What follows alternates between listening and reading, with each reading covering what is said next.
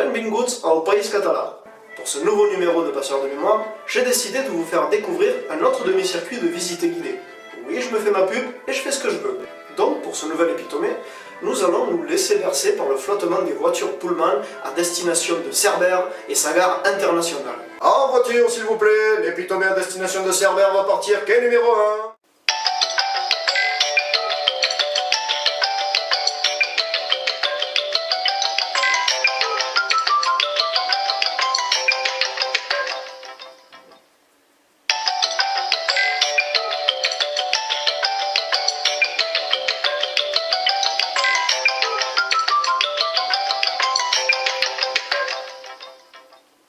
C'est jusqu'en 1860. Cerbère n'est peuplé que par une vingtaine de familles de pêcheurs, et uniquement relié au reste du monde par l'accès maritime, ce hameau dépendant de Bagnols-sur-Mer va connaître son expansion grâce à l'arrivée du chemin de fer.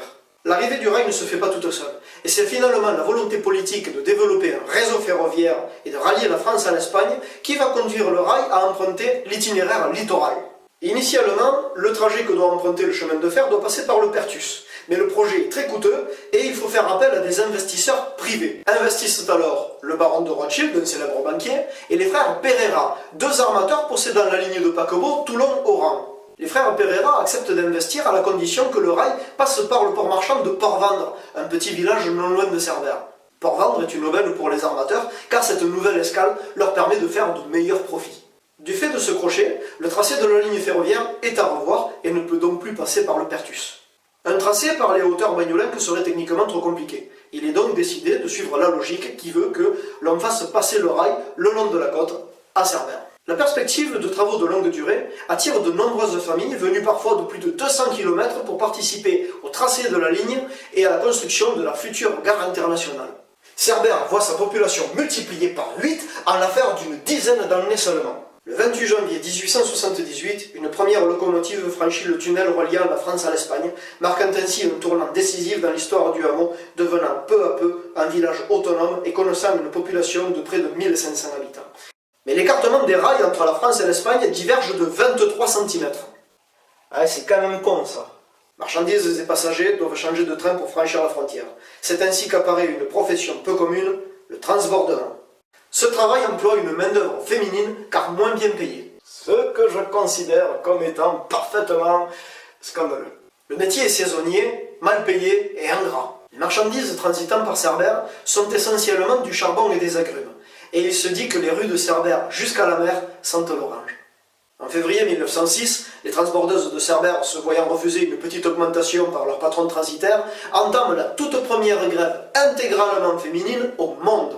Le mouvement dure 9 mois et les transitaires préfèrent jeter des trains entiers de marchandises plutôt que de céder 25 centimes aux femmes.